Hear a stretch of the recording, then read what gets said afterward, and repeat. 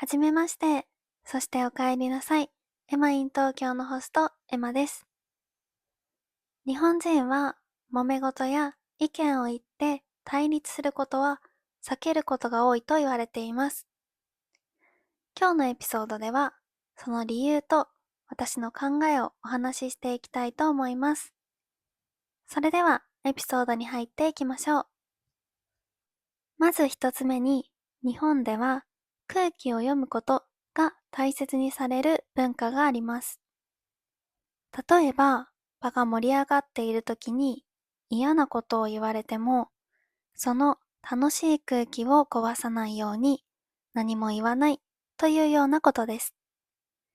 逆に、みんなが疲れてリラックスしている時に自分が行きたい場所があっても言わずに我慢するということもあります。ちなみに、これが私が一人旅が好きな理由の一つです。なので、自分の意見を言ったり、怒ったりすることで、場の空気を壊してしまうのではないか、と心配する人が多いです。次に、日本人は子供の頃から協調性を大切にするように教えられます。日本の学校では、給食や行事、部活動などで、みんなと同じことを協力してやる経験をします。その中で、自分だけ違う行動をすると、周りに迷惑をかけるかもしれない、と考えるようになります。もちろん、それで先生に注意されるのも嫌ですよね。だから、少し気に入らないことや不満があっても、対立するより協調して進めることを優先する人が多いです。もう一つ、日本人の特徴としてよく言われるのが、本音と建前です。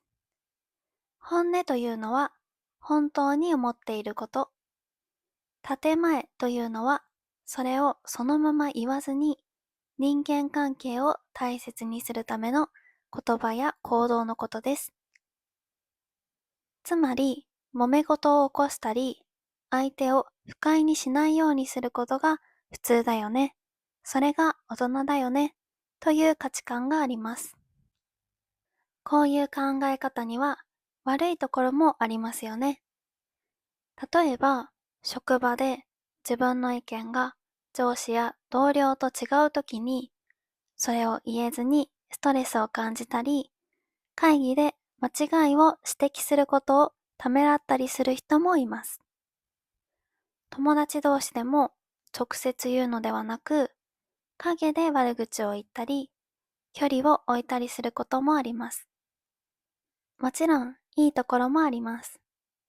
この考えには、人を傷つけたり、嫌な気持ちにさせたりしないように気をつけるという気遣いがあります。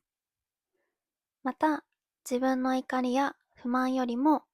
周りの雰囲気や全体のことを優先するということは、良い人間関係を作るために大切なことです。もちろん、日本では自分の意見を言ってはいけないとか、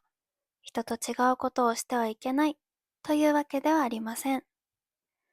自分の気持ちを伝えることは大切ですし、それが相手のためになることもありますよね。私も学生の時は嫌なことを言われても我慢して笑ったりすることが多かったんですけど、最近は自分を守るために嫌なことは嫌というように意識しています。それから海外生活をした中で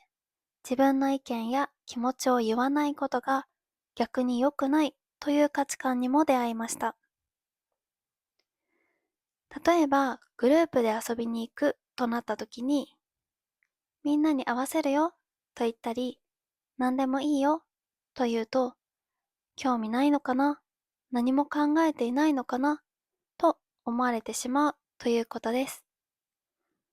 それまでの20年間以上、日本で生きてきた私にとって、それを変えるのは簡単ではありませんでしたが、いいチャンスだと思って自分から何かを提案したり、意見を言うのを意識していました。ただ、日本では自分の意見をはっきり言わなくても嫌われるということは少ないと思います。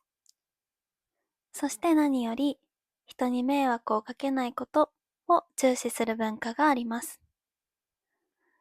その文化こそが日本人が対立を避けることの大きな理由の一つなのだと思います。はい、今回は日本人はなぜ対立を避けるのかについて私の考えをお話ししました。皆さんの国では似た考えがありますか？それとも全く逆の考えですか？よかったらコメントで教えてください。それでは最後まで聞いてくれてありがとうございました。またねー。